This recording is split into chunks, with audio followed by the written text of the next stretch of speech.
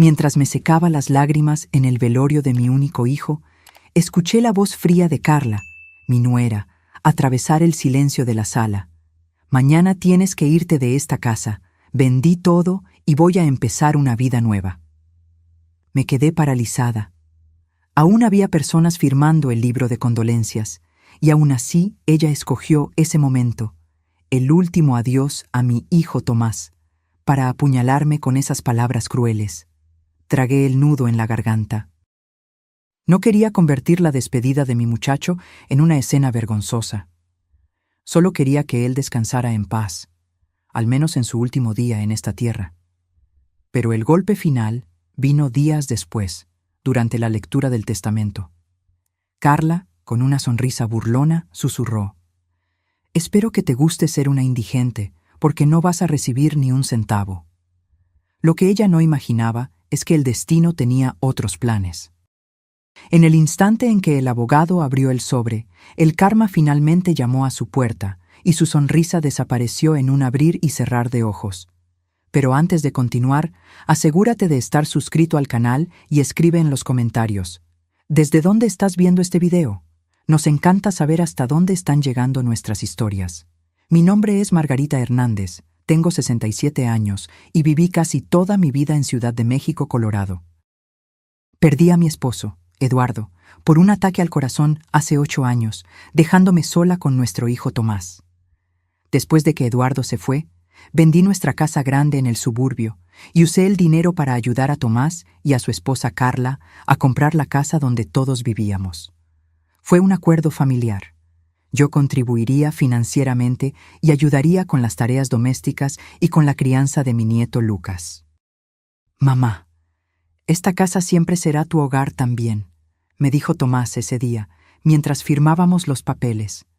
Su sonrisa sincera calmó cualquier preocupación que pudiera tener sobre no tener mi nombre en la escritura. Después de todo, ¿qué hijo echaría a su propia madre? En los primeros años, todo parecía funcionar bien. Cocinaba casi todas las noches, mantenía la casa limpia, recogía a Lucas de la escuela y cuidaba el jardín que se convirtió en el más bonito del vecindario. No me importaba hacer estas tareas.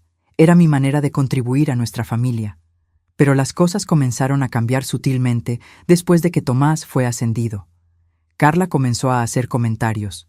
«Margarita, ¿realmente tienes que usar la licuadora tan temprano?» O «Creo que esta casa se está quedando pequeña para 3 adultos, ¿no crees?» Pequeños comentarios que, solos, parecían inofensivos, pero juntos formaban un patrón que ignoré por amor a mi hijo y mi nieto. Luego, en una mañana común de miércoles, recibí la llamada que cambiaría todo. Tomás, mi muchacho de 42 años, había sufrido un aneurisma cerebral mientras estaba en el trabajo. Cuando llegué al hospital, ya había partido. El funeral fue 3 días después. La iglesia estaba repleta de flores y rostros conocidos, todos en shock por la repentina partida de alguien tan joven. Me quedé sentada en la primera fila, sosteniendo la mano del pequeño Lucas de 9 años, tratando de ser fuerte por él, mientras mi propio corazón estaba destrozado. Fue cuando el último invitado se estaba yendo que Carla se acercó. Su elegante vestido negro contrastaba con sus ojos secos y calculadores. Esperó hasta que estuviéramos relativamente solas, con solo algunos parientes distantes aún recogiendo sus pertenencias. «Margarita», dijo, su voz baja pero firme. «Ahora que Tomás se ha ido, necesitamos ser prácticas. Mañana tienes que irte de la casa. Ya tengo un comprador interesado y quiero mudarme a Mérida con Lucas». Me quedé paralizada. «Carla, acabamos de enterrar a mi hijo, a nuestro hijo. ¿Cómo puedes pensar en vender la casa ahora? ¿Y a dónde esperas que vaya?» Su mirada era gélida. «Eso realmente no es problema mío, ¿verdad? La casa está a mi nombre. Debes haber ahorrado algo todos estos años viviendo gratis». «¿Gratis?», mi voz falló. «Di $180,000 para el enganche de esta casa, sin contar todo lo que hago diariamente». «Sin comprobante», interrumpió, encogiéndose de hombros. «Fue un regalo para tu hijo, no para mí, y ahora él se ha ido». Antes de que pudiera responder, Carla se alejó para hablar con su hermano, Gregorio, quien me lanzó una mirada desagradable desde el otro lado de la sala. Me quedé sentada, con las manos temblando, incapaz de comprender la crueldad de ese momento. Esa noche, sola en la habitación que ocupaba desde hacía 5 años, no pude dormir. Recordé todas las pequeñas pistas que había ignorado. Carla escondiendo correspondencia de Tomás, conversaciones abruptamente interrumpidas cuando yo entraba en la sala, documentos rápidamente guardados en cajones. Había sido ingenua, confiando en la protección de mi hijo sin pensar en lo que sucedería cuando él ya no estuviera aquí. Mientras organizaba algunas cosas, encontré una pequeña caja que Tomás me había dado 3 meses antes. «Guarda esto, mamá. No le digas a nadie que lo tienes. Un día puede ser importante», me dijo. En ese momento, pensé que era solo algún recuerdo sentimental. Abrí la caja con manos temblorosas y encontré una llave con una pequeña nota. Caja de seguridad 247, First National Bank. Contraseña, el cumpleaños de la abuela. Junto a ella había una tarjeta de presentación de un abogado, Ricardo Fuentes, con una nota manuscrita. «Si algo me sucede, busca al señor Fuentes de inmediato». Un escalofrío me recorrió la espalda. ¿Tomás lo sabía? ¿Había previsto que necesitaría protegerme? Con el corazón acelerado, guardé la llave y la tarjeta en el bolso. Por primera vez desde la muerte de Tomás, sentí una pequeña llama de esperanza. A la mañana siguiente, Carla llamó a la puerta de mi habitación a las 7:30 a.m. «Necesito que te vayas antes del mediodía», anunció fríamente. «El agente inmobiliario viene a fotografiar la casa a la 1 p.m. «Carla, por favor», supliqué. «Ayudé a pagar esta casa. ¿A dónde esperas que vaya tan rápido?» Ella suspiró impaciente. «Existen albergues para personas de tu edad, o tal vez alguno de tus amigos pueda ayudar. Francamente, Margarita, debiste haberte preparado mejor para tu vejez en lugar de depender de mi esposo». «De mi hijo», corregí, sintiendo una rabia que rara vez experimentaba. «Y esta casa también es parcialmente mía». «Pruébalo», me desafió, con una sonrisa arrogante en los labios. «¿Tu nombre está en algún documento? ¿Algún contrato? ¿No? Entonces tienes hasta el mediodía». No discutí más. En su lugar, comencé a empacar mis cosas, poniendo todo lo que pude en 4 maletas grandes y algunas cajas. Fotos familiares, recuerdos de Eduardo, regalos que Tomás me había dado a lo largo de los años, todo lo que podía cargar. El resto, incluyendo muebles que había traído de mi antigua casa, tendría que quedarse. Mientras empacaba, escuché a Carla al teléfono con alguien, probablemente su hermano. Finalmente me libré de ella. Se rió. «No vas a creer cuánto están ofreciendo por la casa. Con el seguro de vida de Tomás, nunca más tendré que trabajar». Esa vieja idiota realmente creyó que era parte de la familia. Sus palabras me hirieron profundamente, pero también encendieron algo en mí, una determinación que no sabía que tenía.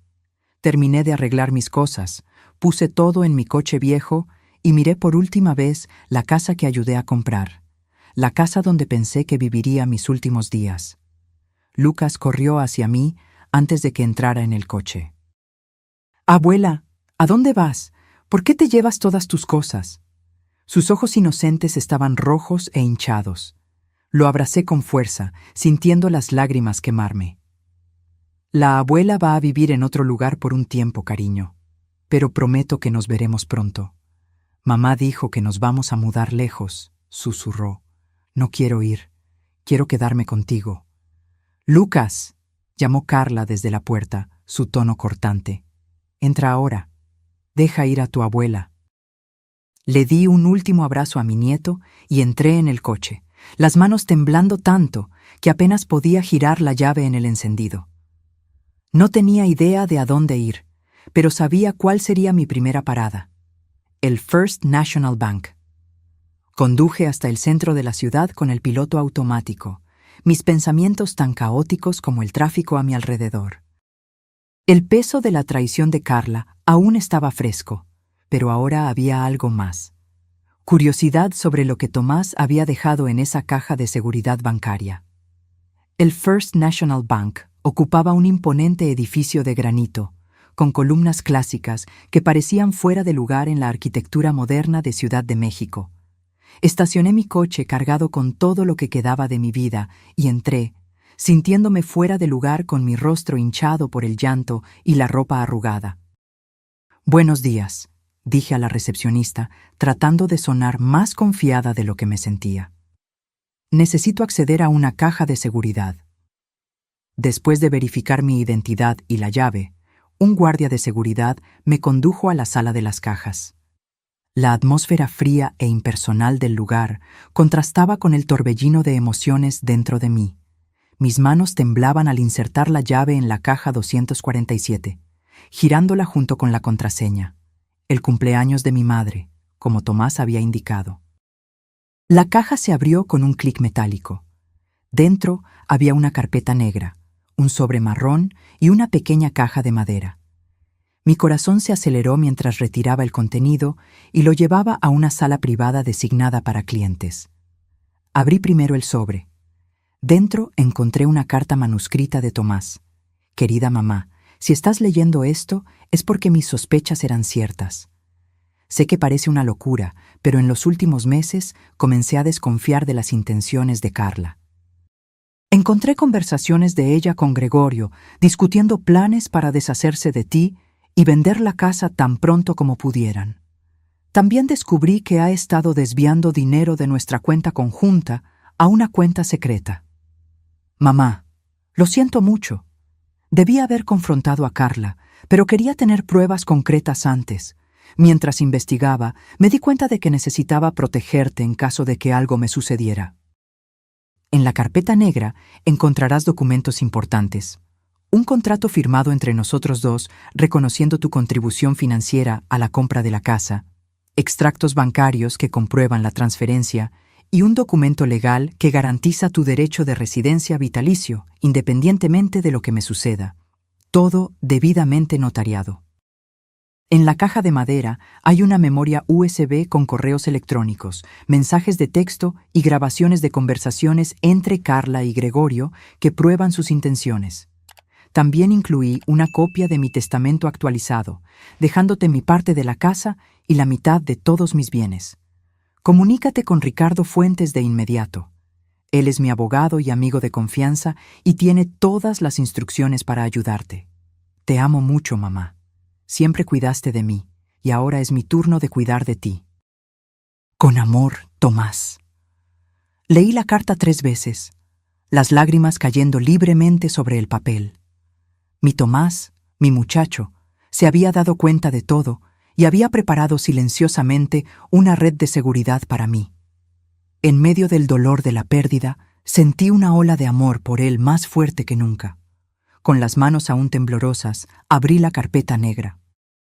Como Tomás había descrito, allí estaban todos los documentos.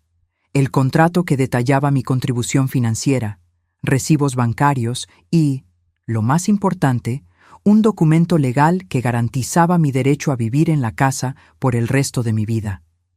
Todo firmado, fechado y notariado hacía solo 3 meses.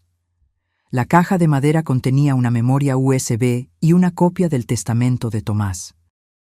No tenía forma de verificar el contenido de la memoria USB allí, pero el testamento era claro. Tomás me dejaba su parte de la casa y la mitad de todos sus bienes, incluyendo su seguro de vida. La otra mitad se colocaría en un fondo fiduciario para Lucas, accesible solo cuando cumpliera 25 años.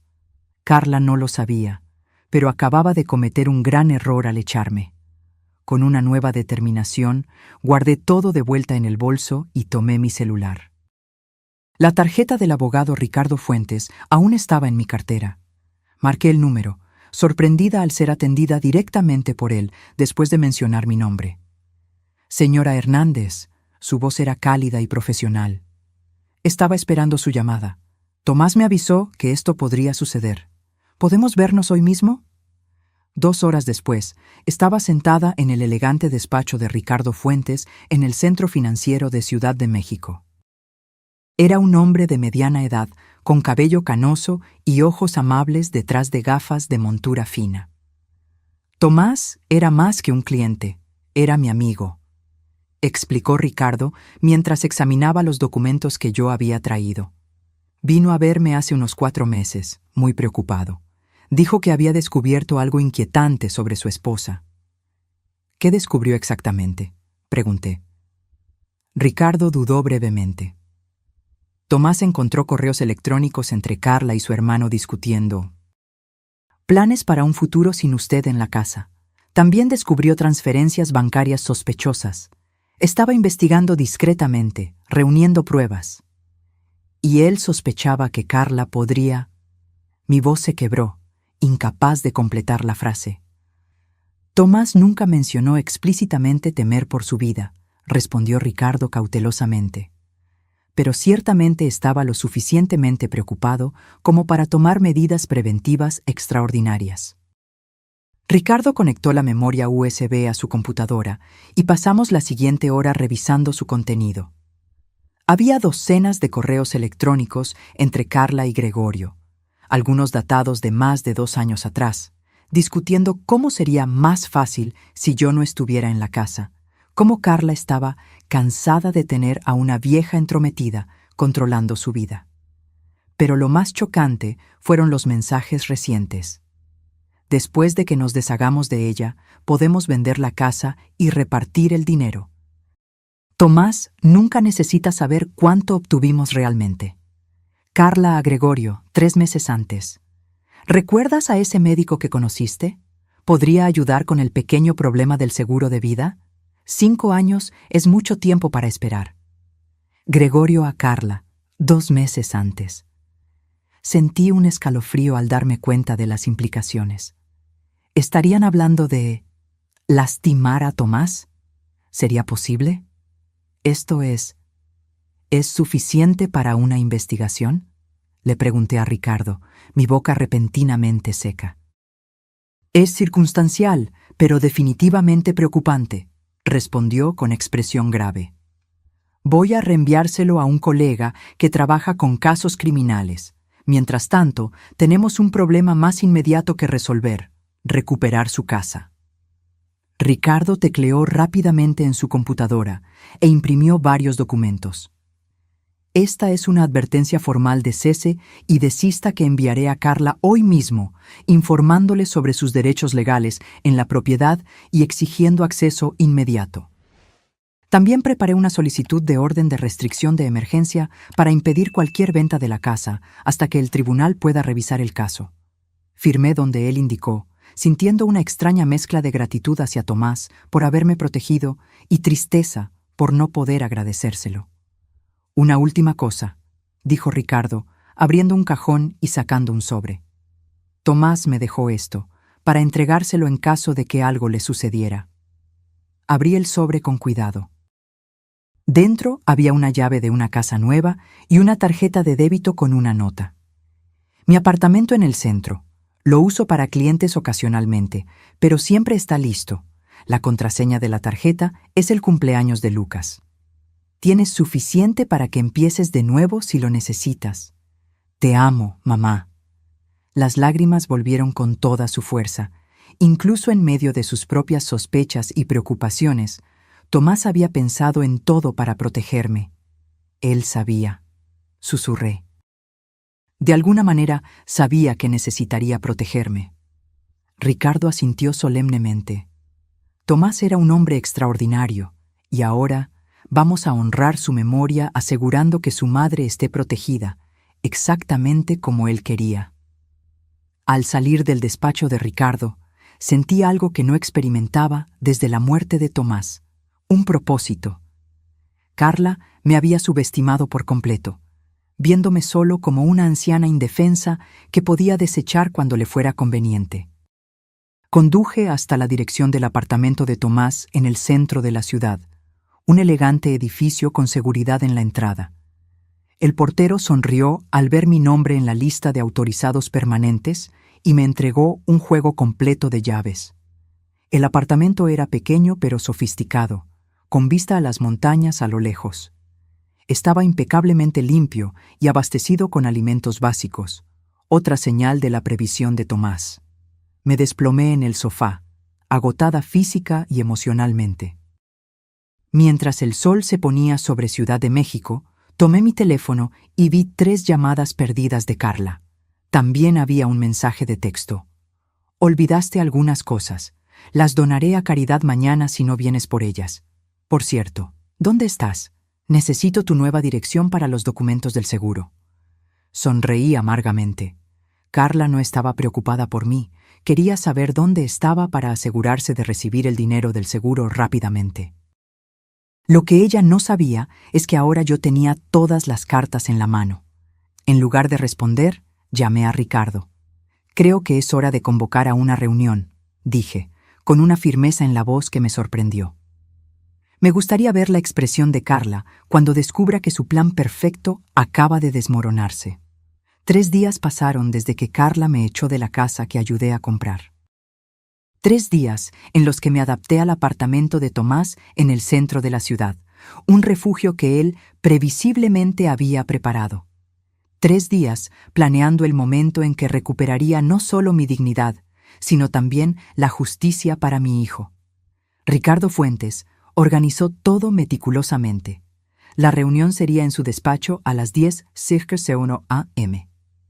Carla recibió una notificación formal solicitando su presencia para discutir asuntos urgentes relativos al patrimonio de Tomás Hernández.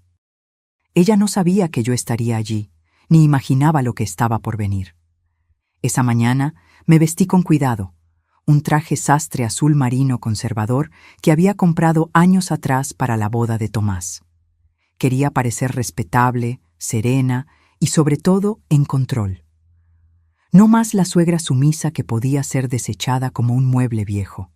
Llegué al despacho de Ricardo 30 minutos antes de la hora acordada. Él me recibió con una sonrisa alentadora.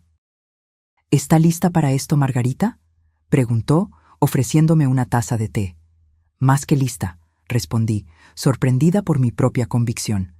Es hora de que Carla entienda que subestimó no solo a mí, sino también a Tomás. A las 10:05 a.m., la recepcionista anunció la llegada de Carla.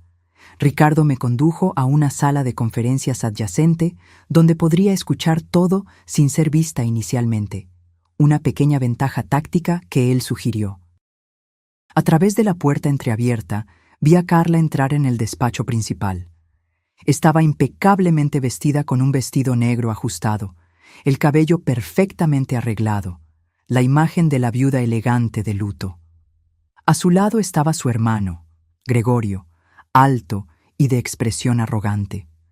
Ambos llevaban carpetas y exudaban confianza.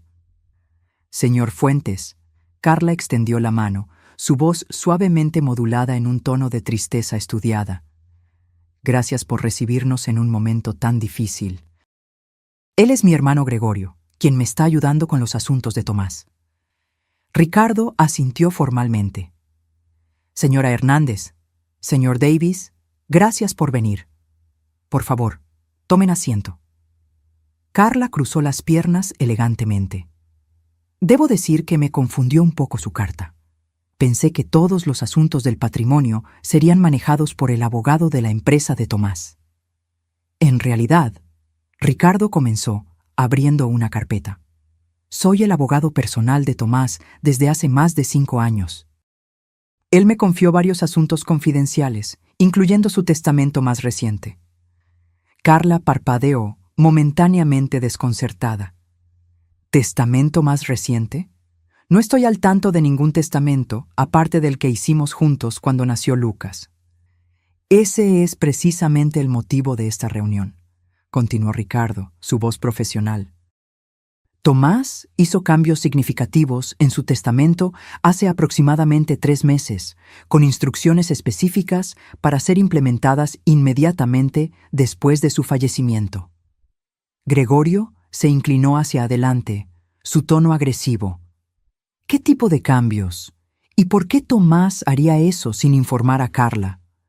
Ricardo ignoró la segunda pregunta. Los cambios se refieren principalmente a la distribución de bienes y a la residencia compartida. Pero antes de entrar en detalles, hay alguien que Tomás quería que participara en esta discusión. Esa fue mi señal. Respiré hondo y entré en la sala. El rostro de Carla se transformó instantáneamente.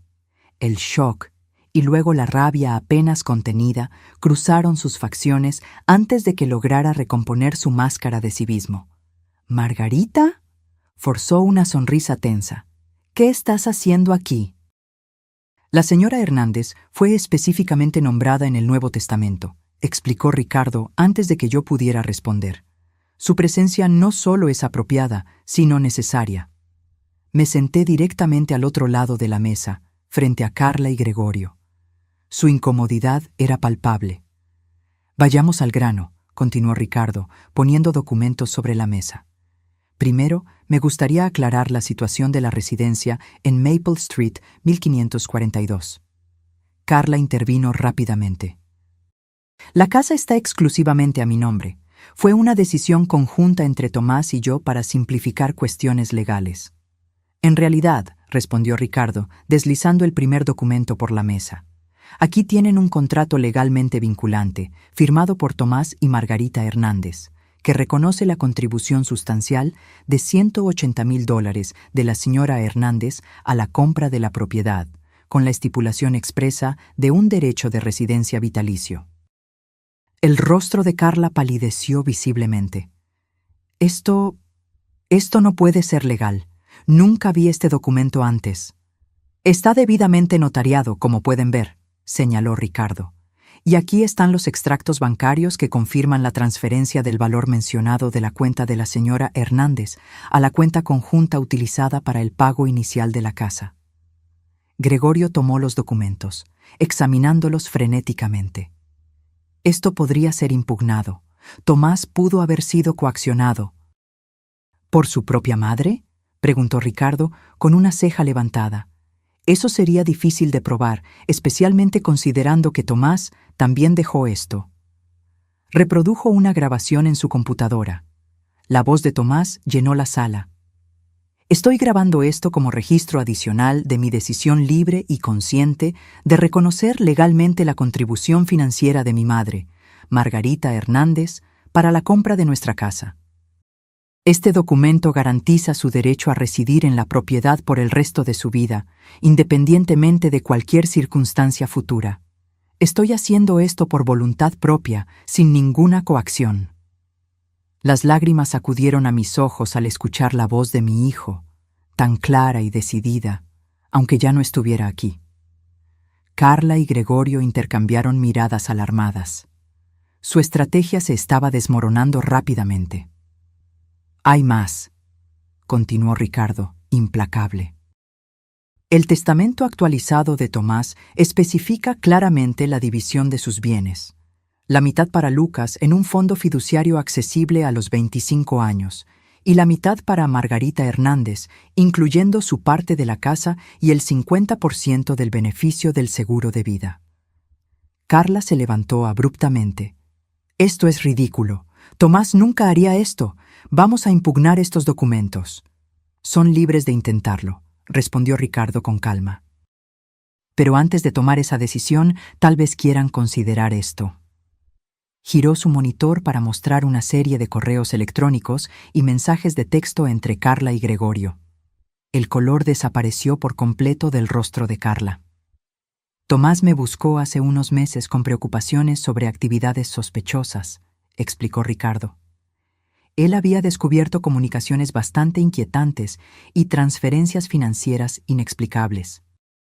Como abogado, le sugerí que reuniera evidencia, lo cual hizo meticulosamente. Gregorio intentó recuperar el control. Esto es invasión de la privacidad. Tomás no tenía derecho a acceder a las comunicaciones privadas de Carla. En realidad, tenía todo el derecho de investigar actividades sospechosas en cuentas conjuntas, replicó Ricardo. Y el contenido de estas comunicaciones es, por lo menos, preocupante. Discusiones sobre deshacerse de la vieja, vender la casa sin que Tomás supiera el valor real, e incluso algunas referencias inquietantes a acelerar el acceso al seguro de vida. Mi estómago se revolvió al escuchar esto confirmado en voz alta. Parte de mí aún se negaba a creer que Carla pudiera estar involucrada en la muerte de Tomás, pero las evidencias se estaban volviendo cada vez más difíciles de ignorar. Carla parecía a punto de desmoronarse. Su rostro alternaba entre palidez extrema y manchas rojas de rabia. «Eso no prueba nada», siseó. «Estás distorsionando conversaciones inocentes». Finalmente, después de todo ese tiempo escuchando, decidí hablar. «Carla», mi voz era firme, pero baja. «El día del funeral de Tomás, me echaste de la casa que ayudé a comprar. Dijiste que yo no significaba nada, que no tenía derechos. Me trataste como basura en el momento en que mi hijo, tu esposo, acababa de ser enterrado». Carla intentó interrumpir, pero yo continué. «Lo que no te diste cuenta es que Tomás vio a través de tu fachada. Se dio cuenta de cómo realmente me tratabas cuando él no estaba mirando, y tomó medidas para protegerme». «Esto es absurdo», respondió ella, pero su voz estaba temblorosa. «Tomás y yo éramos felices. Él confiaba en mí implícitamente». «Entonces, ¿cómo explicas esto?», pregunté, poniendo sobre la mesa una foto de las transferencias bancarias que Carla había hecho de la cuenta conjunta a una cuenta privada en las Islas Caimán. El silencio que siguió fue ensordecedor. Ricardo carraspeó. «Tengo 2 opciones para ofrecer hoy. Primera, acordamos los términos del testamento de Tomás. Margarita regresa a la casa inmediatamente con todos los derechos garantizados y ninguna de estas informaciones inquietantes va más allá de esta sala». Gregorio se inclinó hacia adelante. «¿Y la segunda opción?». «Impugnamos todo en el tribunal», respondió Ricardo simplemente. «Cada correo electrónico, cada transferencia, cada palabra maliciosa sobre Margarita se convierte en registro público. Y, por supuesto, las autoridades relevantes serían informadas sobre ciertas coincidencias relacionadas con el repentino fallecimiento de Tomás». Carla parecía estar sofocándose. «¿Me estás acusando de algo?». «No estoy acusando a nadie de nada», respondió Ricardo suavemente. «Simplemente estoy señalando que Tomás estaba lo suficientemente preocupado como para tomar precauciones extraordinarias. El tribunal puede sacar sus propias conclusiones». El reloj en la pared parecía tronar en el silencio que siguió. Finalmente, Carla habló, su voz derrotada. «¿Qué quieres exactamente, Margarita?». La miré directamente a los ojos. «Quiero exactamente lo que Tomás quería para mí. Mi lugar en la casa que ayudé a comprar, mi parte de su herencia y el derecho a ser parte de la vida de mi nieto». Carla y Gregorio conferenciaron rápidamente en voz baja. Después de unos minutos tensos, ella se volteó hacia Ricardo. «Estaremos de acuerdo con los términos del testamento, pero quiero esto formalizado, detallando exactamente lo que pertenece a quién». Ricardo ya estaba preparado con los documentos. Naturalmente. Todo está listo para la firma. Mientras Carla firmaba los papeles con manos temblorosas, noté algo en sus ojos que nunca había visto antes. Miedo. Miedo de mí, una mujer que ella había considerado insignificante. Al salir del despacho de Ricardo esa mañana, respiré el aire fresco de Ciudad de México con una sensación de victoria agridulce. Había ganado una batalla que nunca debió haber existido, pero el costo había sido inmenso. Mi hijo ya no estaba aquí. Aún así, sentí una nueva fuerza naciendo dentro de mí. Tomás me había protegido de maneras que jamás imaginaría, y ahora me correspondía a mí seguir viviendo para honrar su legado. De camino de regreso al apartamento, recibí un mensaje de Ricardo. «Todo está formalizado. Puede regresar a la casa cuando quiera». Me detuve en el pequeño café de la esquina para tomar un té y procesar todo lo que había sucedido. El sol de otoño entraba por las ventanas, proyectando un brillo dorado sobre las mesas. Estaba exhausta, pero por primera vez desde la muerte de Tomás no me sentía impotente. La decisión de regresar a la casa no era simple. Por un lado, era mi derecho, y quería estar cerca de los recuerdos de Tomás y tener acceso fácil a Lucas. Por otro lado, la idea de compartir espacio con Carla, después de todo lo que había sucedido, parecía insoportable. Decidí que regresaría, pero en mis propios términos. Esta ya no sería una situación en la que me sentiría una intrusa en mi propia casa. Carla tendría que entender que las cosas habían cambiado para siempre. Cuando llegué a la casa en Maple Street esa tarde, encontré a Carla en la sala de estar con maletas parcialmente hechas. Se congeló al verme entrar con mis propias llaves. Regresé, anuncié simplemente. Carla asintió rígidamente. Ricardo me llamó. Puedes quedarte con la habitación de invitados de nuevo. No, respondí con firmeza. Me quedaré en la habitación principal. Su rostro se endureció. Es mi habitación. Era la habitación de Tomás también, respondí. Y según los términos del acuerdo, tengo derecho a la mitad de la casa. La habitación principal es parte de eso. Antes de que pudiera responder, Lucas bajó corriendo las escaleras y prácticamente se arrojó a mis brazos. «¡Abuela, regresaste!», exclamó, su pequeño cuerpo temblando de emoción. «Mamá dijo que te habías ido a vivir a otro lugar para siempre». Lo abracé con fuerza, mirando por encima de su cabeza a Carla, quien tuvo la decencia de parecer avergonzada. «Estoy de vuelta, mi amor», le susurré a Lucas, «y no me iré a ninguna parte». Esa noche fue tensa, con Carla y yo navegando por un nuevo y extraño territorio. Cociné la cena como siempre lo hacía, pero el silencio en la mesa era opresivo. Lucas intentó llenar los espacios con historias de la escuela, pero incluso él sentía la tensión en el aire. Después de la cena, mientras recogía la cocina, Carla se acercó, con los brazos cruzados defensivamente. «Necesitamos establecer algunas reglas», comenzó. Puse el último plato en el escurridor y me volteé para enfrentarla. «Sí, lo necesitamos. Primera regla, nunca más nos mentimos. Segunda, Lucas es la prioridad. Tercera, esta es mi casa tanto como tuya, y espero ser tratada con respeto». Carla pareció sorprendida por mi asertividad, pero asintió lentamente. «Justo. También quiero agregar que necesitamos privacidad. Áreas separadas, horarios separados para usar espacios comunes». «De acuerdo», respondí. «Y Lucas tendrá tiempo garantizado con nosotras dos». Una expresión extraña cruzó el rostro de Carla. Por un momento, pensé haber visto tristeza genuina en sus ojos. «Yo realmente amaba a Tomás, ¿sabes?», dijo suavemente. «A mi manera». No respondí. No había nada que decir que no reabriera heridas o provocara más conflicto. En su lugar, sequé mis manos y salí de la cocina. En las semanas que siguieron, Carla y yo desarrollamos una rutina cautelosa. Como dos depredadores dividiendo el mismo territorio, manteníamos una distancia respetuosa, interactuando principalmente a través de Lucas. Un mes después de mi regreso, Ricardo me llamó con noticias inquietantes. La autopsia final de Tomás había planteado algunas preguntas.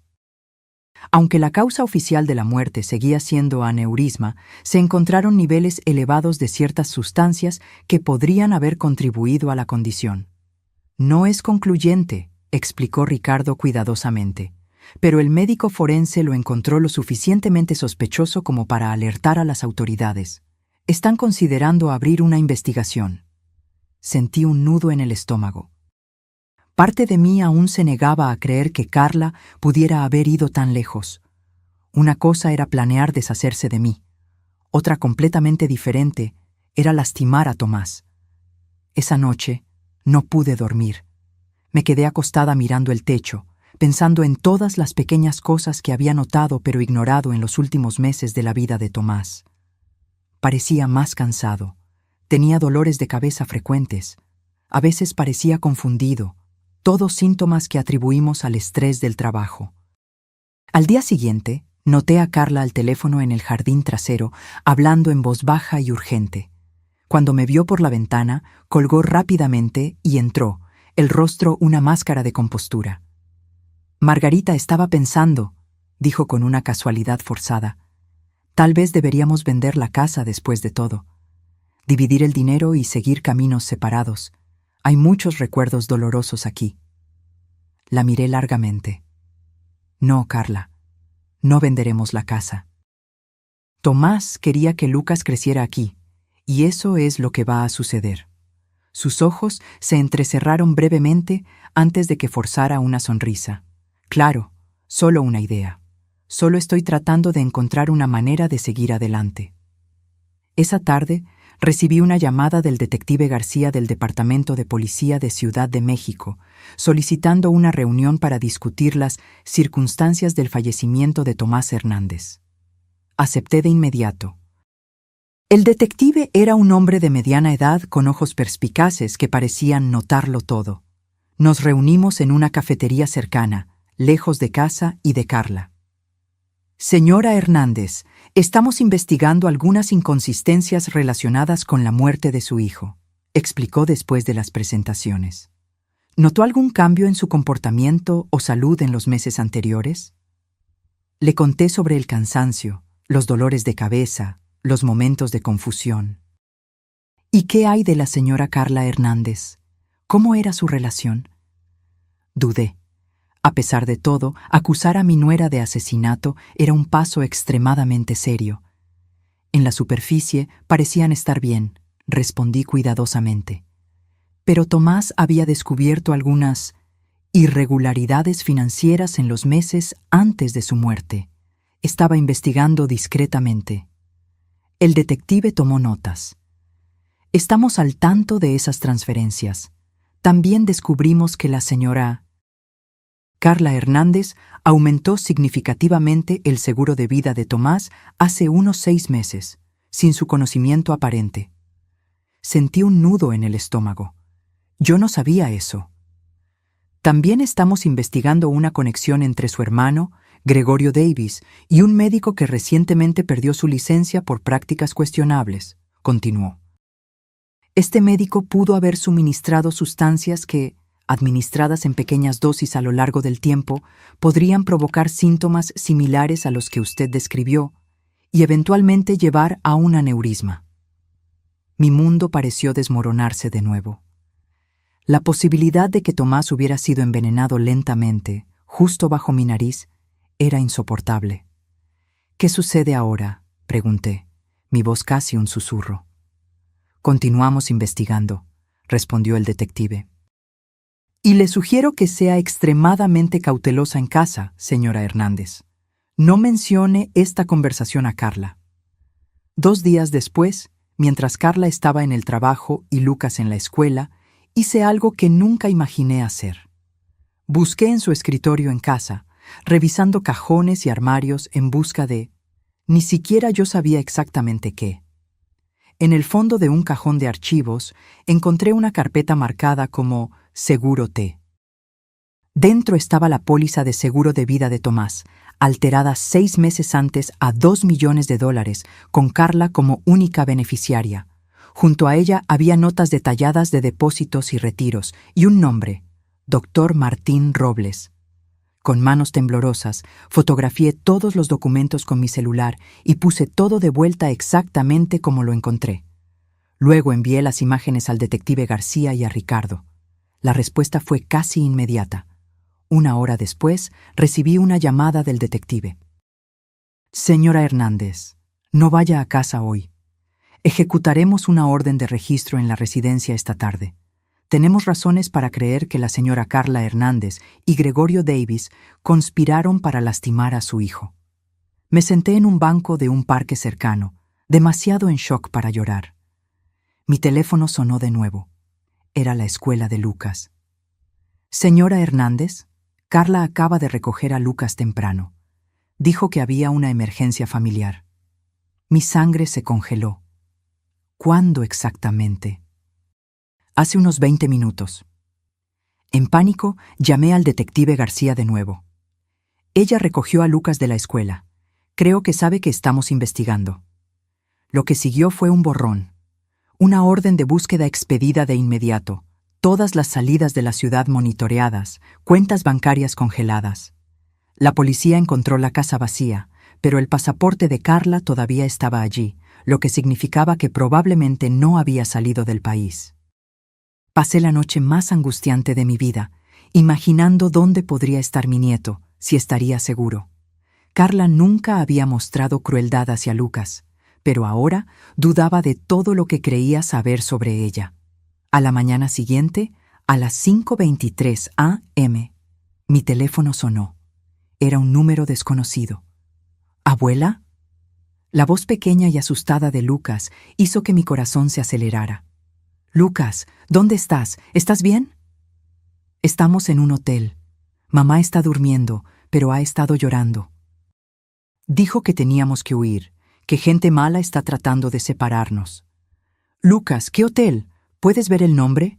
Escuché un ruido de cortina abriéndose. Es el Mountain View Lodge. Tiene una montaña grande en el letrero. Genial, Lucas. Estás siendo muy valiente. La policía va... ¿Qué estás haciendo? La voz de Carla sonó distante, luego más cerca mientras presumiblemente le quitaba el teléfono a Lucas. Margarita, llamaste a la policía, ¿verdad? Estás tratando de quitarme a mi hijo. Carla, hablé lo más tranquilamente posible. Por favor, trae a Lucas de vuelta. Él necesita estabilidad, no huir. Al igual que tú necesitabas estabilidad, respondió ella, la voz temblando. Arruinaste todo. Tomás y yo estábamos bien hasta que te entrometiste, exigiendo vivir con nosotros, controlando nuestras vidas. Carla, Tomás está muerto, respondí con firmeza. Y la policía está investigando cómo sucedió. ¿De verdad quieres que Lucas sea criado por alguien que... No digas eso, gritó. Yo amaba a Tomás. Fue Gregorio quien... Yo nunca quise que Tomás saliera lastimado. Gregorio dijo que era solo para acelerar su jubilación, para que pudiéramos tener más tiempo juntos. Las sustancias no debían... Él no debía haber... Su llanto hizo que las palabras fueran incomprensibles. Aproveché la oportunidad. Carla, escucha. Si lo que dices es verdad, que fue Gregorio quien planeó todo, entonces regresa. Cuéntale a la policía tu versión. No empeores las cosas huyendo con Lucas. Hubo un largo silencio, interrumpido solo por sollozos ocasionales. Es demasiado tarde, respondió finalmente, la voz derrotada. Nunca me van a creer ahora. Te creerán si regresas voluntariamente, insistí. Piensa en Lucas. Él necesita estabilidad, no una vida huyendo. Mientras hablaba, hice señas frenéticas al detective García, que había llegado y estaba monitoreando la llamada. Me mostró un papel donde había escrito: Sigue hablando. Equipo táctico posicionado. Prométeme que no intentarás quitarme a Lucas, pidió Carla, sonando de repente muy joven y vulnerable. Te prometo que siempre haremos lo que sea mejor para Lucas, respondí, eligiendo mis palabras con cuidado. Él necesita a su madre, pero también necesita la verdad y la justicia para su padre. Más silencio. Luego, voy a volver, no por el sistema, no por ti, por Lucas. Una hora después, observé de lejos cuando Carla salió del hotel, sosteniendo la mano de Lucas.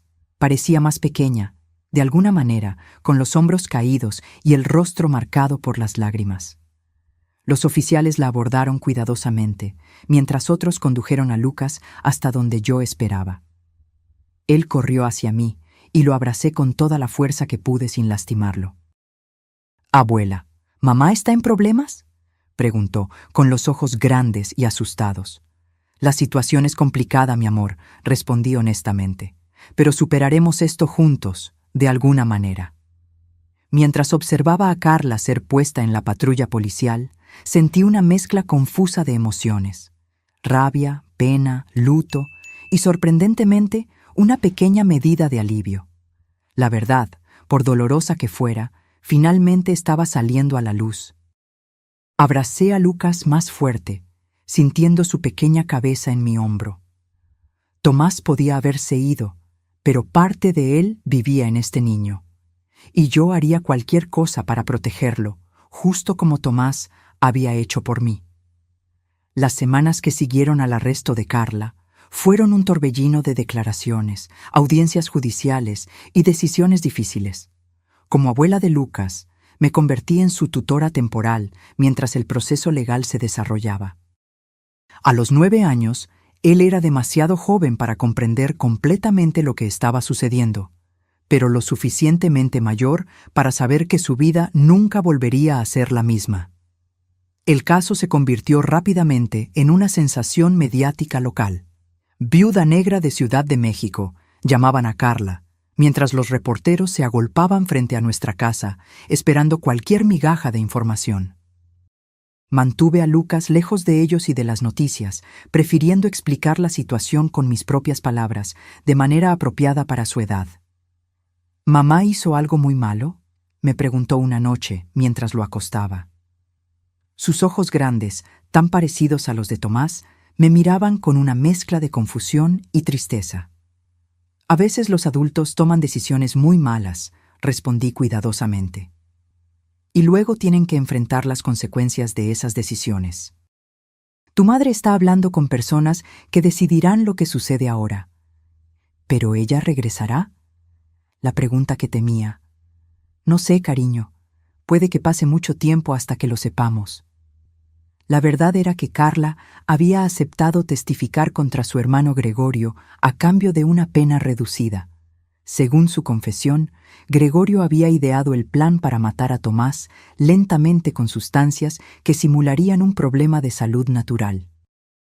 Carla admitió haber tenido conocimiento del plan y no haber hecho nada para impedirlo, pero insistió en que nunca había participado activamente en la administración de las sustancias. Esa parte había sido de Gregorio. El doctor Martín Robles, el médico que suministró las sustancias, también fue arrestado y aceptó cooperar. Su licencia ya había sido revocada por prácticas médicas cuestionables y enfrentaba graves acusaciones que podrían mantenerlo en prisión por el resto de su vida.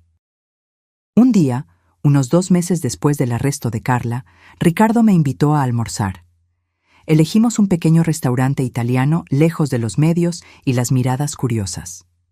¿Cómo está Lucas?, preguntó después de que hicimos nuestros pedidos. Está teniendo días buenos y malos, respondí honestamente. Comenzó terapia la semana pasada. La terapeuta dice que está procesando el trauma de manera normal para su edad. Ricardo asintió, sus manos entrelazadas sobre la mesa. ¿Y usted, Margarita? ¿Cómo se está manteniendo? La pregunta me tomó por sorpresa. Estaba tan enfocada en cuidar de Lucas, en lidiar con abogados y la policía, que apenas había tenido tiempo para procesar mis propios sentimientos. Estoy funcionando, respondí finalmente. Es todo lo que puedo hacer por el momento. Sabe, Tomás estaría muy orgulloso de cómo está manejando todo esto, dijo Ricardo suavemente. Siempre hablaba de su fuerza. Sentí que se me formaban las lágrimas. No me siento fuerte. A veces siento que solo estoy fingiendo por Lucas. A veces, fingir fuerza es la propia definición de fuerza, sonrió Ricardo gentilmente. Pero la llamé aquí para discutir algo específico. El juicio de Gregorio está programado para comenzar en unas semanas. Carla ya llegó a un acuerdo y testificará en su contra. ¿Y al fiscal le gustaría que usted también testificara sobre el comportamiento de Tomás en los meses anteriores a su muerte, sobre su relación con Carla y Gregorio, sobre los síntomas que presentaba. Sentí un peso formarse en mi estómago. La idea de sentarme en un tribunal y revivir esos momentos, mientras Gregorio me miraba fijamente, parecía insoportable. ¿Tengo opción? Técnicamente sí. Podrían citarla, pero preferirían su cooperación voluntaria, explicó Ricardo. Honestamente, su testimonio sería muy valioso para el caso. Respiré hondo. ¿Y qué hay de Lucas? ¿Tendrá que testificar también? No, absolutamente no, aseguró Ricardo rápidamente. El fiscal es muy claro sobre mantener a Lucas fuera de esto. Pensé por un momento. Si testifico, ¿significa que Gregorio irá a prisión por más tiempo? ¿Que no podrá hacerle daño a nadie más? Potencialmente sí. Su testimonio fortalecería significativamente el caso. Entonces testificaré, decidí, por Tomás y por Lucas. El juicio de Gregorio Davis comenzó en una fría mañana de enero. El tribunal estaba abarrotado. Parecía que todo Ciudad de México quería presenciar el proceso contra el hombre acusado de asesinar meticulosamente a mi hijo. Gregorio parecía más pequeño en el banquillo de los acusados. Su traje caro ahora reemplazado por ropa provista por el sistema penitenciario. Sus ojos, sin embargo, aún poseían ese brillo calculador que siempre me había incomodado. La presentación del caso por la Fiscalía fue meticulosa. Evidencia forense, extractos bancarios, correos electrónicos, mensajes de texto. Un rastro de pruebas que vinculaba a Gregorio directamente con la muerte de Tomás. El doctor Robles testificó sobre cómo Gregorio lo había abordado, solicitando algo que pareciera natural, pero fuera definitivo, y cómo él había suministrado una combinación de sustancias que, con el tiempo, causarían el deterioro del sistema cardiovascular, llevando eventualmente a un aneurisma o ataque cardíaco. Luego llegó el momento que más temía, el testimonio de Carla. Ella entró en la sala escoltada, luciendo como una versión fantasmal de sí misma. El cabello antes impecable estaba sin brillo, el rostro sin maquillaje, los ojos opacos. Cuando pasó por el banquillo de los acusados, Gregorio la miró con tanto odio que los guardias de seguridad tuvieron que advertirle. Carla prestó juramento y se sentó. Su voz era baja, casi inaudible a veces, mientras describía cómo Gregorio había concebido el plan. Tomás se estaba volviendo cada vez más desconfiado de mis gastos, explicó. Empezó a cuestionar transferencias, a monitorear cuentas.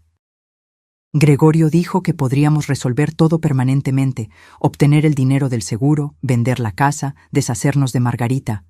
Dijo que sería como si Tomás simplemente se enfermara naturalmente. ¿Y usted estuvo de acuerdo con este plan?, preguntó el fiscal. Carla dudó. No explícitamente. Yo solo no lo detuve. Gregorio dijo que se encargaría de todo, que yo solo tenía que actuar normalmente. ¿Pero usted sabía que su esposo estaba siendo envenenado? Las lágrimas comenzaron a correr por el rostro de Carla. Yo sospechaba. Tomás comenzó a tener dolores de cabeza constantes, cansancio. Le dije a Gregorio que debíamos detenernos, pero él dijo que era demasiado tarde, que teníamos que verlo hasta el final. ¿Y qué hizo usted con esa información, señora Hernández? Nada, susurró. No hice nada. Desde la platea, observé su rostro mientras hablaba. Parte de mí quería sentir satisfacción al verla reducida a esto, confesando su complicidad en la muerte de mi hijo. Pero lo que sentí, sorprendentemente, fue una tristeza profunda. ¿Qué tipo de vacío existía en el alma de Carla que le permitió presenciar el lento sufrimiento de su esposo sin intervenir? Cuando fue mi turno de testificar, caminé hacia el banquillo de los testigos con las piernas temblorosas, pero la cabeza en alto. Hablé sobre los últimos meses de Tomás, los dolores de cabeza, la confusión ocasional, las noches sin dormir. Describí cómo se había vuelto más reservado, cómo parecía preocupado por algo que no compartía conmigo. Tomás vino a mí unos 3 meses antes de su muerte. Le conté al tribunal. Me dio una llave y la tarjeta de un abogado. Me dijo que guardara aquello y no se lo contara a nadie. ¿Y usted sabía qué era esa llave?, preguntó el fiscal. No en ese momento. Luego descubrí que era la llave de una caja de seguridad bancaria que contenía pruebas que él había reunido contra Carla y Gregorio, transferencias bancarias sospechosas, conversaciones grabadas, correos electrónicos. ¿Entonces su hijo sospechaba que algo andaba mal? Tomás siempre fue observador. Creo que comenzó a notar patrones, inconsistencias. Estaba investigando discretamente. Cuando el abogado de la defensa comenzó su interrogatorio, intentó pintarme como una suegra resentida, inventando historias para vengarme de Carla.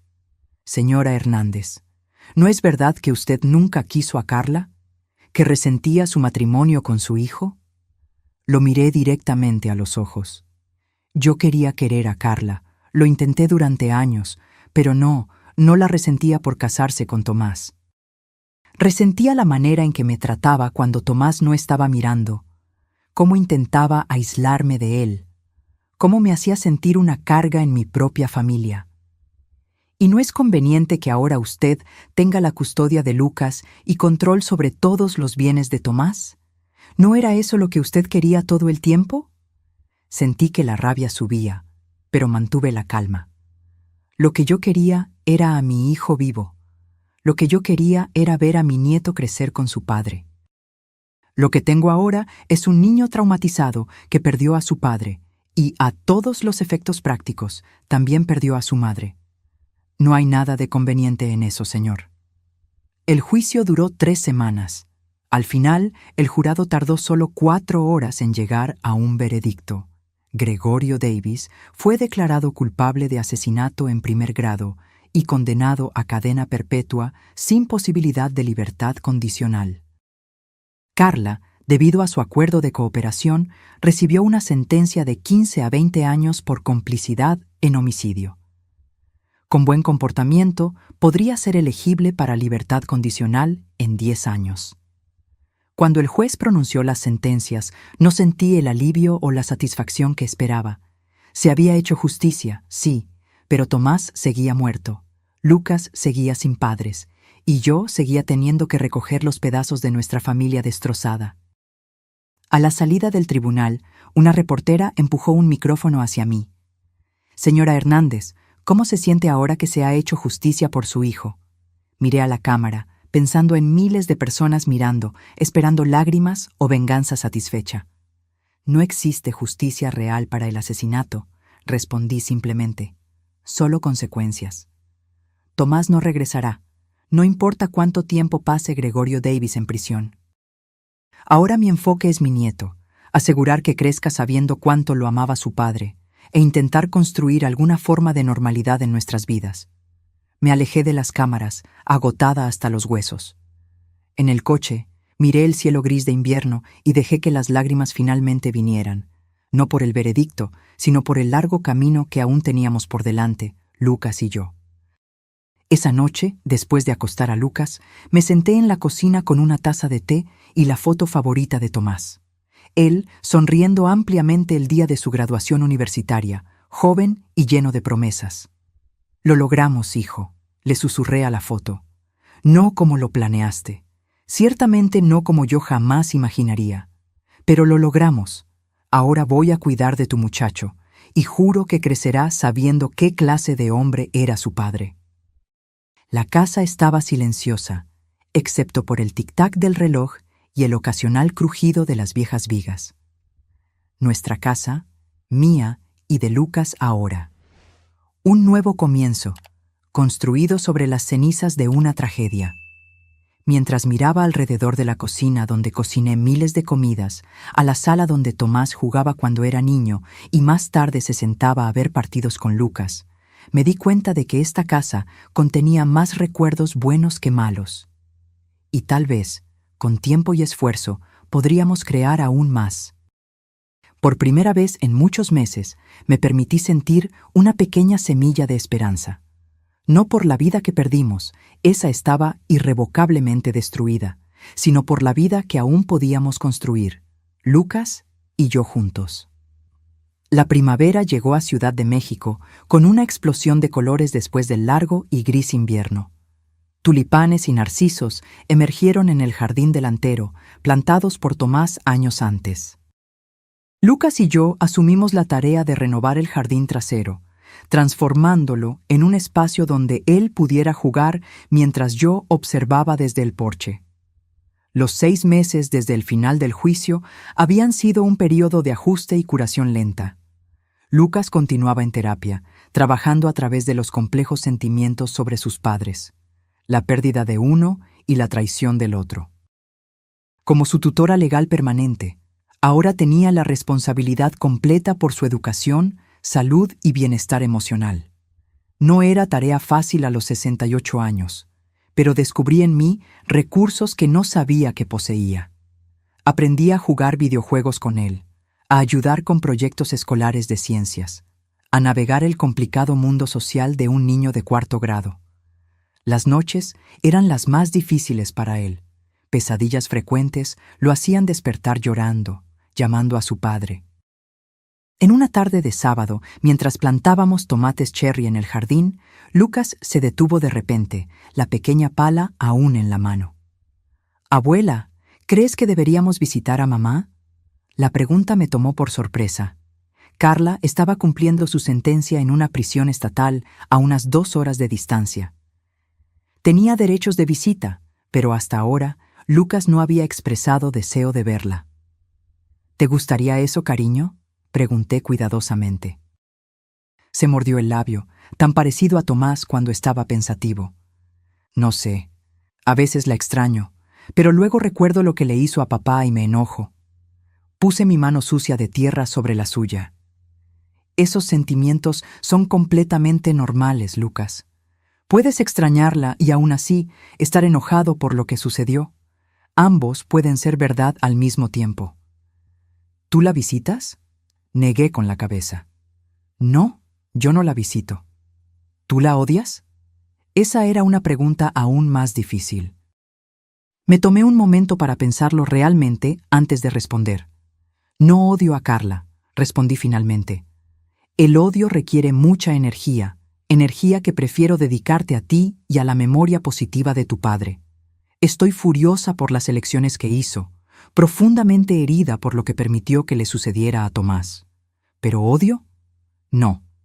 Principalmente siento tristeza por todo lo que se perdió». Lucas asintió, absorbiendo eso. «Si quiero visitarla algún día, ¿me llevarías?». «Claro que sí», prometí. «Cuando estés listo, si quieres, yo te llevaré. Esa es una decisión que puedes tomar cuando sientas que es el momento adecuado». Lucas volvió a remover la tierra, plantando una pequeña tomatera. Trabajamos en silencio por unos minutos, el sol caliente en nuestras espaldas, el rico olor de la tierra mojada a nuestro alrededor. «Abuela», dijo finalmente, «gracias por no obligarme a elegir». Sentí un nudo en la garganta. Este niño de 9 años comprendía matices emocionales que muchos adultos jamás dominarían. «Nunca te obligaré a elegir, Lucas», respondí. «Puedes amar a tu padre, extrañar a tu madre y aún así vivir feliz conmigo. Todos esos sentimientos pueden existir al mismo tiempo».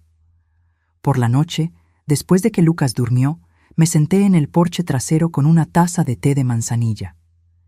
El cielo primaveral estaba salpicado de estrellas y el aire llevaba el perfume de las flores recién abiertas. Pensé en la conversación con Lucas y en cómo, lentamente, estábamos construyendo una nueva normalidad. Al día siguiente, recibí una llamada telefónica inesperada. Era Karen, la trabajadora social designada para seguir nuestro caso. «Señora Hernández, me gustaría programar una visita para esta semana. Hay algo que necesitamos discutir personalmente». El tono de su voz me alarmó. «¿Algún problema con la tutela de Lucas?». «No, se apresuró a decir. «La tutela está perfectamente segura. Es otro asunto relacionado con Carla». 2 tardes después, Karen estaba sentada en mi sala de estar, una carpeta gruesa sobre la mesa de centro entre nosotras.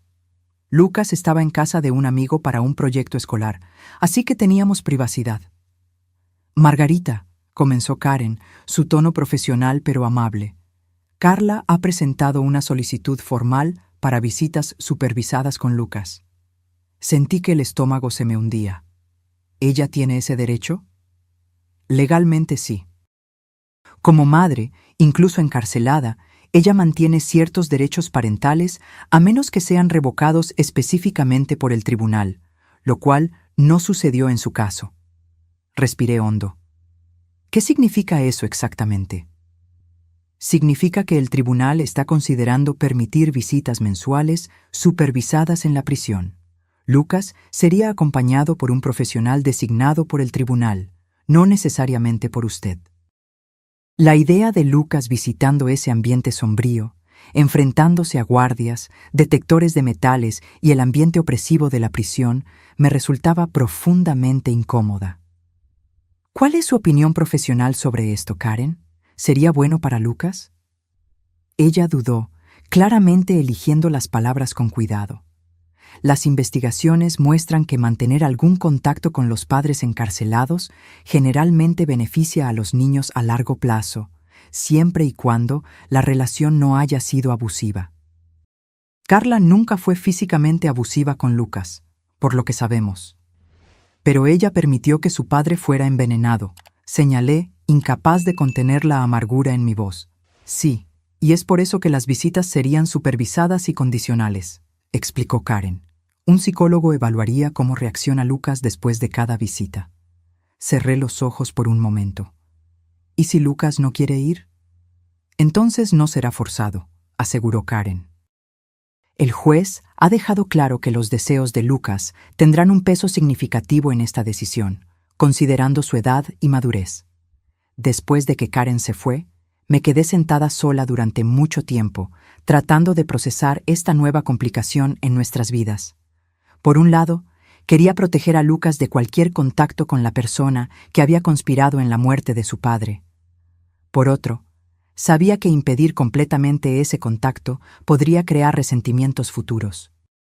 Esa noche, después de que Lucas regresó y cenamos, me senté con él en su habitación mientras se preparaba para dormir. Lucas, necesito contarte algo importante, comencé, eligiendo cuidadosamente mis palabras. Tu madre ha solicitado visitarte. Sus ojos se abrieron de par en par. ¿Aquí? ¿Va a salir de prisión?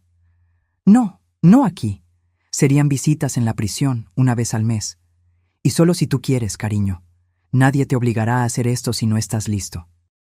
Lucas se quedó en silencio, tirando distraídamente de un hilo suelto en su manta. ¿Quieres que yo vaya?, preguntó finalmente. Quiero que hagas lo que sientas que es correcto para ti, respondí honestamente. No necesitas decidir ahora. Piensa en ello. Habla con tu terapeuta en la próxima sesión. Él asintió lentamente. ¿Puedo pensarlo un poco? Todo el tiempo que necesites, aseguré. 2 semanas después, Lucas me buscó después de la cena, mientras yo lavaba los platos. Abuela, dijo, la voz pequeña pero determinada. Creo que quiero ver a mamá, solo una vez, para ver cómo es. Sequé mis manos en el paño de cocina y me volteé hacia él. ¿Estás seguro?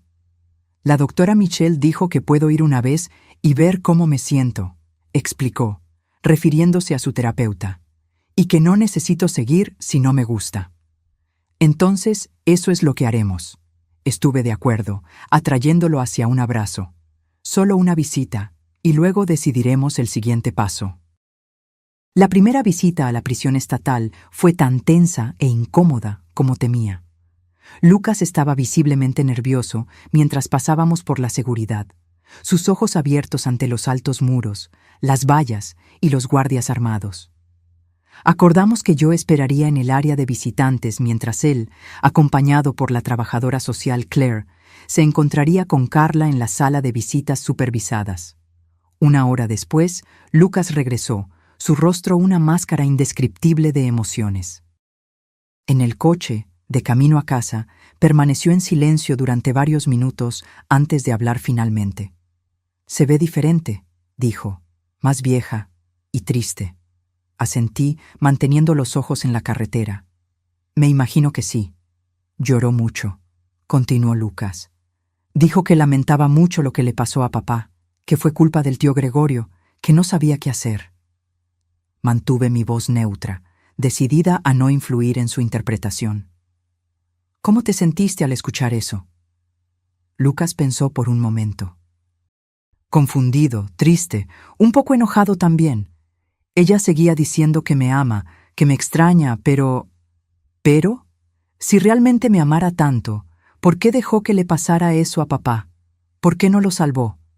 La sabiduría de ese niño me dejó sin palabras por un momento. Es una pregunta muy importante, Lucas, y muy difícil. Le dije eso a ella, continuó. Le pregunté por qué no salvó a papá si sabía lo que el tío Gregorio estaba haciendo. Mi corazón se aceleró. ¿Y qué respondió ella? Solo lloró más y dijo que tenía miedo, que el tío Gregorio la amenazó. Pero no sé si le creo, abuela. Alargué la mano y apreté la suya suavemente. A veces no sabemos qué creer, y está bien. Fuiste muy valiente hoy.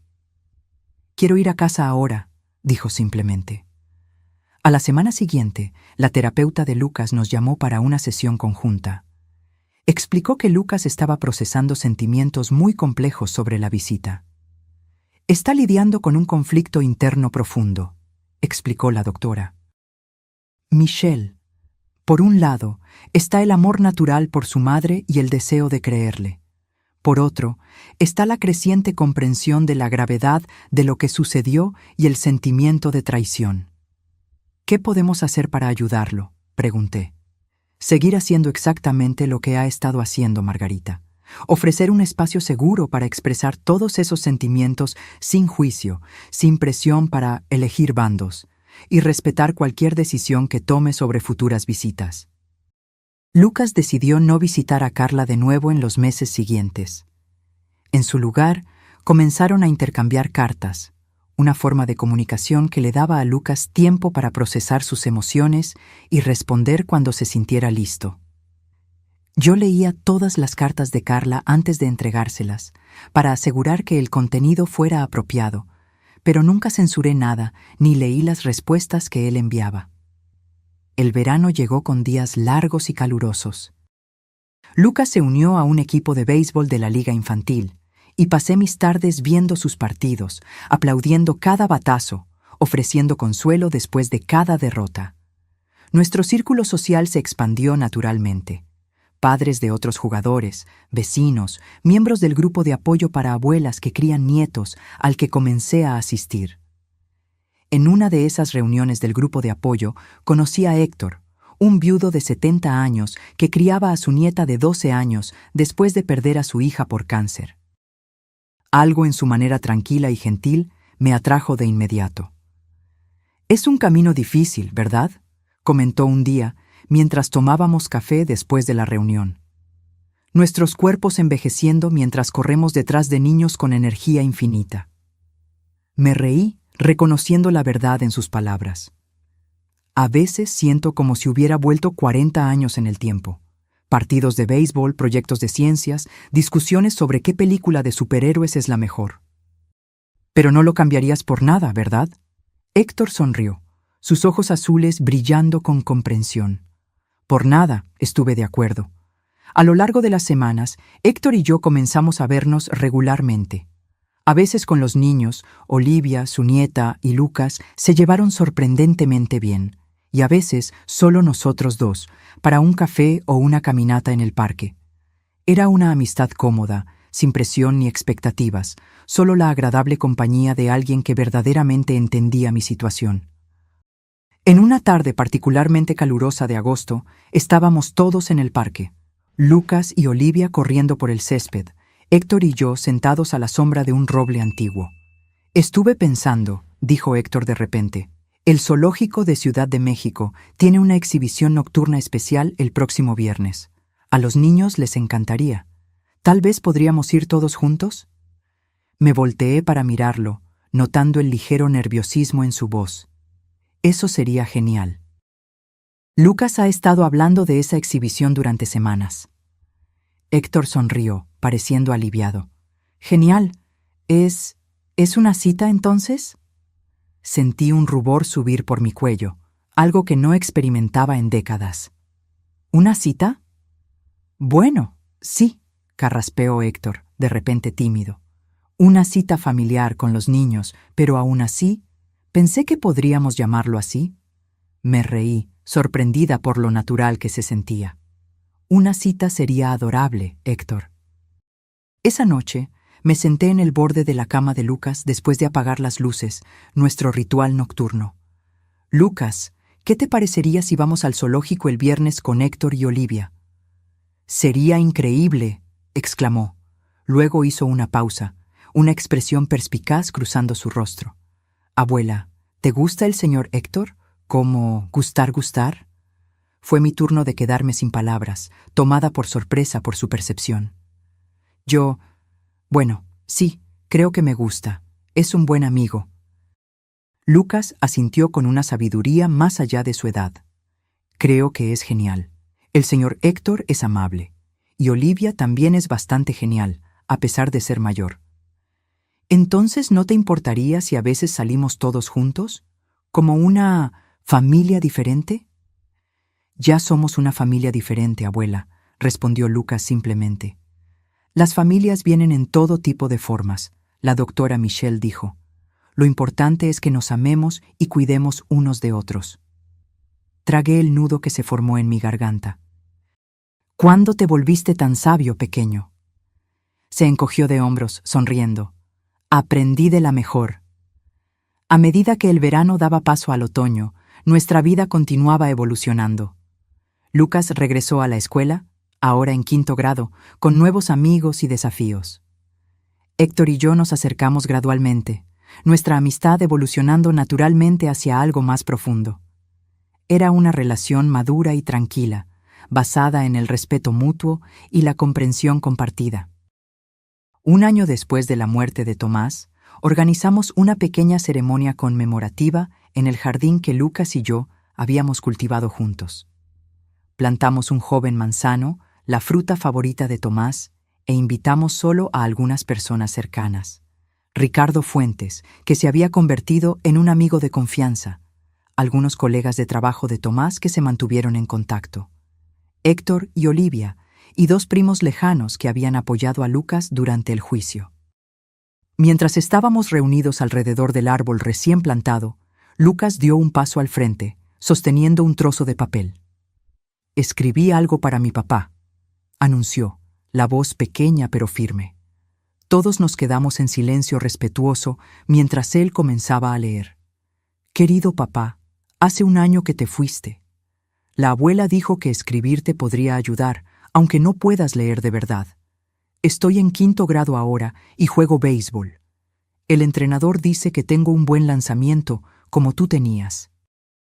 A veces me enojo porque no estás aquí para ver mis partidos o ayudarme con la tarea de matemáticas. La abuela lo intenta, pero dice que las matemáticas nunca fueron su fuerte. Ella se ríe cuando dice eso. Te extraño todos los días, pero no duele tanto como antes. La doctora Michelle dice que eso es normal, que el dolor cambia con el tiempo. No significa que te quiera menos. La abuela me ha cuidado muy bien. Ella hace panqueques de chocolate los domingos como tú hacías, y siempre me deja elegir una película en la noche del viernes. Ahora también tenemos nuevos amigos, el señor Héctor y Olivia. Son geniales. Le escribí a mamá la semana pasada. Es raro, pero creo que es lo correcto. Todavía estoy enojado con ella, pero la doctora Michelle dice que puedo estar enojado y aún así importarme a alguien al mismo tiempo. Prometo que recordaré todas las cosas que me enseñaste. Cómo atarme los cordones de los zapatos, cómo hacer el lanzamiento perfecto en el béisbol y cómo ser amable incluso cuando es difícil. Te amo para siempre, Lucas. Cuando terminó de leer, no había un ojo seco en el jardín. Lucas dobló cuidadosamente el papel y lo puso en un pequeño agujero que había cavado cerca del árbol, cubriéndolo con tierra. Así papá siempre sabrá cómo estoy, explicó.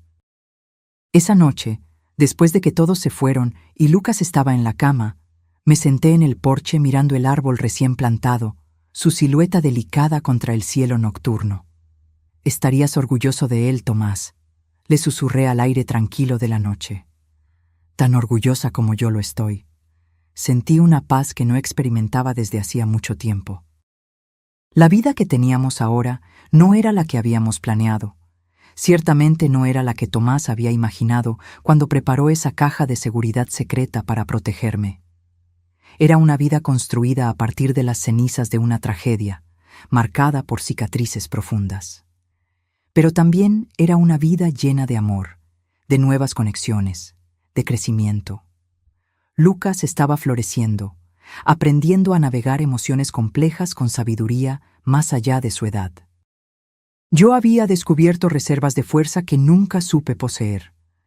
Y tal vez lo más sorprendente, había encontrado un nuevo propósito e incluso una nueva oportunidad de compañerismo con Héctor, algo que jamás imaginé posible a los 68 años. La vida continúa de maneras que nunca podríamos predecir, murmuré a la noche, con una sonrisa melancólica en los labios. ¿Verdad, hijo? Una suave brisa agitó las hojas del manzano, como en respuesta. Y por un momento sentí a Tomás cerca de nuevo, su amor envolviéndonos como siempre lo había hecho, incondicional, protector y eterno. Nada borraría lo que habíamos perdido. Nada cambiaría las terribles elecciones que Carla y Gregorio habían hecho. Pero el futuro todavía era nuestro para moldear, mío, de Lucas y ahora también de Héctor y Olivia. Una familia no convencional, construida no solo por la sangre, sino por la elección y el amor. Apenas 3 años pasaron desde ese primer árbol conmemorativo plantado en nuestro jardín. Lucas ahora tenía 12 años, creciendo rápidamente, sus rasgos cada vez más similares a los de Tomás. Se destacaba en el béisbol, tenía un pequeño grupo de amigos leales y continuaba sus sesiones con la terapeuta, aunque ahora solo mensualmente. Nuestra familia expandida había encontrado un ritmo cómodo. Héctor y yo nos casamos en una pequeña ceremonia en el jardín hace 2 años, con Lucas y Olivia como nuestros únicos testigos oficiales.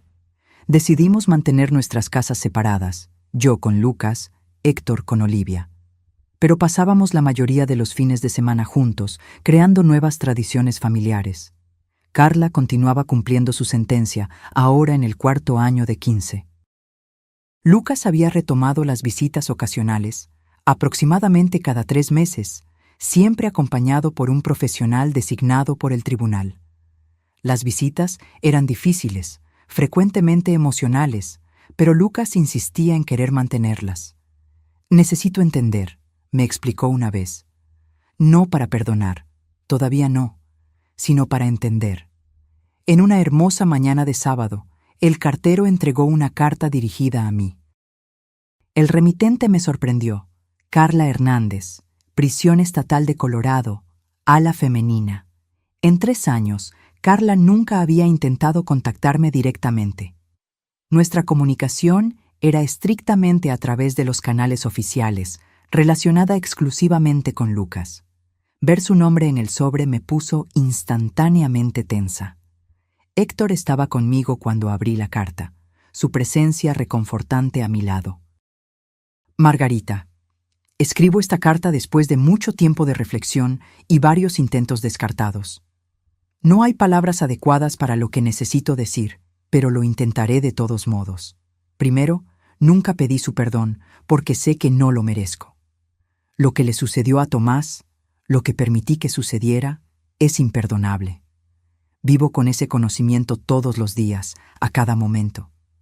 Pero hoy no escribo sobre el perdón. Escribo para agradecer. Le agradezco por haberle dado a Lucas estabilidad y amor cuando yo destruí su mundo. Le agradezco por permitirle visitarme, por nunca hablar mal de mí con él. Lo sé por nuestras conversaciones, por dejarlo formar sus propias opiniones, incluso cuando sería más fácil para usted enseñarle a odiarme. Lucas me cuenta sobre el béisbol, sobre la escuela, sobre usted y Héctor y Olivia. Habla sobre el árbol de Tomás en el jardín, sobre cómo ustedes agregan una nueva planta cada año. Él parece equilibrado, feliz dentro de lo posible, y eso es enteramente gracias a usted. También escribo para decirle que dejé de luchar por la reducción de mi sentencia. Rechacé la última audiencia de libertad condicional. Cumpliré los 15 años completos.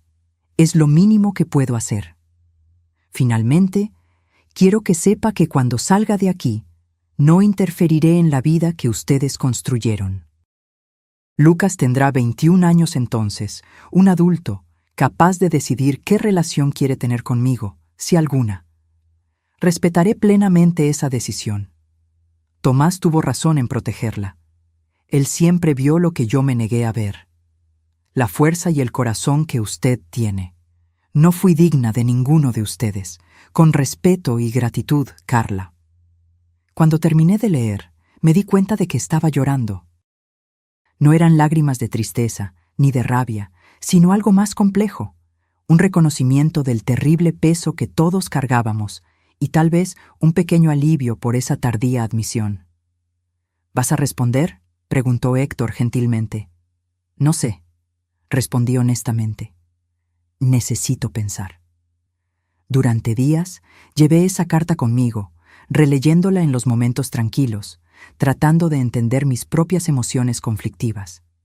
No había perdonado a Carla. Dudaba que algún día pudiera perdonarla completamente. Pero había algo en su carta que parecía genuino, un atisbo de la persona que tal vez pudo haber sido en otras circunstancias. Una semana después, me senté a la mesa de la cocina y comencé a escribir una respuesta. Carla, recibí su carta. Fue inesperada, pero agradezco su honestidad. No puedo ofrecerle perdón, no me corresponde darlo. Tomás era quien necesitaría perdonar y esa oportunidad le fue arrebatada. Pero reconozco su decisión de asumir total responsabilidad cumpliendo su sentencia completa. Es un paso en la dirección correcta. En cuanto a Lucas, continuaré haciendo lo que siempre he hecho, ponerlo a él primero. Esto significa permitirle mantener algún tipo de relación con usted, en la medida en que sea saludable para él. También significa protegerlo de cualquier daño adicional. Está creciendo para convertirse en un joven notable, amable, reflexivo, a veces profundamente sabio para su edad. Veo mucho de Tomás en él, no solo en la apariencia, sino en el carácter. Creo que, cuando llegue el momento, Lucas tomará sus propias decisiones sobre su futura relación con usted. No interferiré en esas decisiones, sean cuales sean. Margarita. Era una respuesta corta, sin efusión emocional, pero honesta. Sellé el sobre y lo puse en el correo al día siguiente. A medida que los años pasaban, Lucas seguía creciendo, transformándose de niño a adolescente. A los 15 años, era casi tan alto como Tomás había sido, con la misma sonrisa fácil, la misma risa contagiosa. Sus visitas a Carla se habían vuelto menos frecuentes, ahora solo 2 veces al año, pero mantenía correspondencia regular con ella. En una noche, después de regresar de una de esas visitas, Lucas se sentó conmigo en el porche, observando el jardín conmemorativo que habíamos expandido a lo largo de los años. El manzano original ahora producía sus primeras frutas, y a su alrededor crecían rosales, arbustos de lavanda y un pequeño banco de madera donde frecuentemente me sentaba a leer.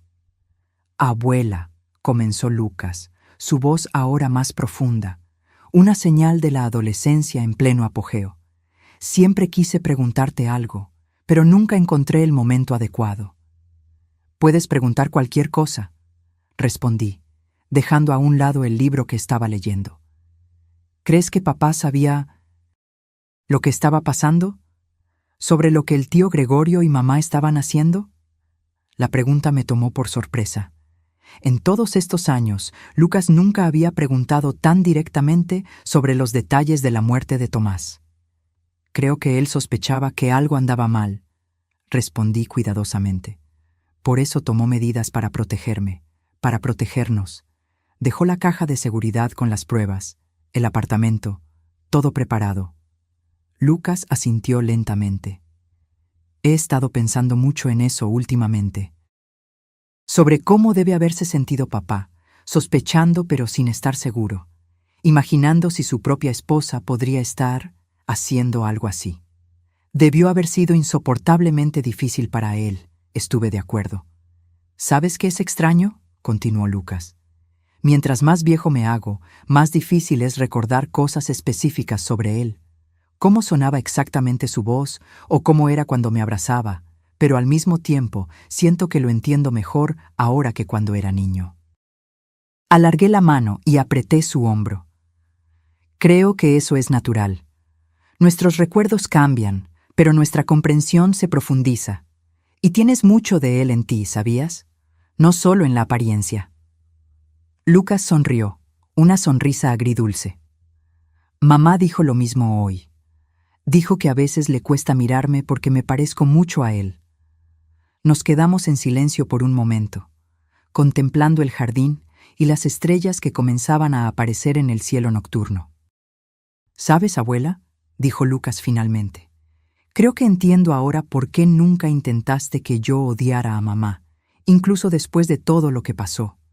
Sabías que yo necesitaría descubrir mis propios sentimientos al respecto. Los sentimientos complicados son parte de ser humano, respondí. Rabia, amor, decepción, anhelo, todos pueden coexistir al mismo tiempo. Nadie puede decirte cómo sentir, ni siquiera yo. La odio por lo que hizo, admitió Lucas, su voz baja. O al menos odio sus acciones, lo que permitió que sucediera, pero no puedo odiarla por completo. ¿Eso me convierte en una persona horrible? Eso te convierte en un ser humano, respondí firmemente. Y en un ser humano extraordinariamente compasivo, considerando todo. Lucas asintió, pareciendo encontrar algo de consuelo en mis palabras. Hay algo más que quería decirte. Decidí que quiero estudiar Derecho, como papá. Quiero ayudar a personas como nosotros, familias afectadas por crímenes. Mi corazón se llenó de orgullo.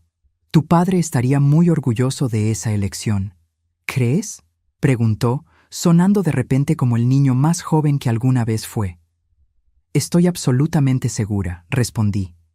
Más tarde esa noche, después de que Lucas subió a su habitación, me senté sola en el jardín, bajo la suave luz de la luna. Pensé en Tomás, en cómo había previsto la necesidad de protegerme, en cómo su amor continuaba guiando nuestras vidas tantos años después.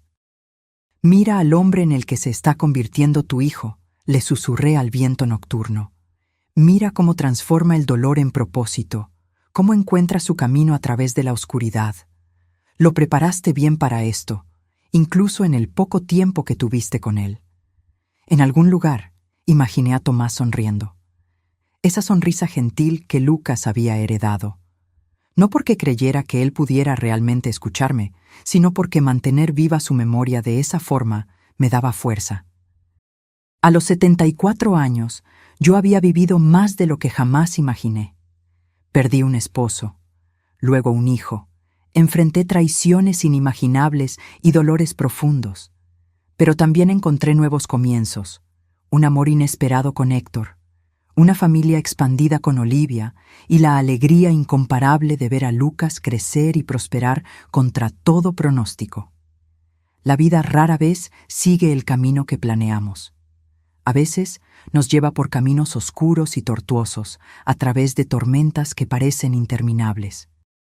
Pero incluso en las circunstancias más sombrías, incluso cuando perdemos a quienes más amamos, siempre existe la posibilidad de encontrar luz de nuevo, si tenemos el coraje de seguir caminando.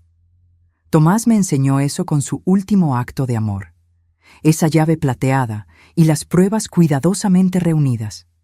Él sabía que yo encontraría una fuerza que ni sospechaba poseer. Él sabía que, incluso cuando todo parecía perdido, todavía había un camino por delante. Y él tenía razón.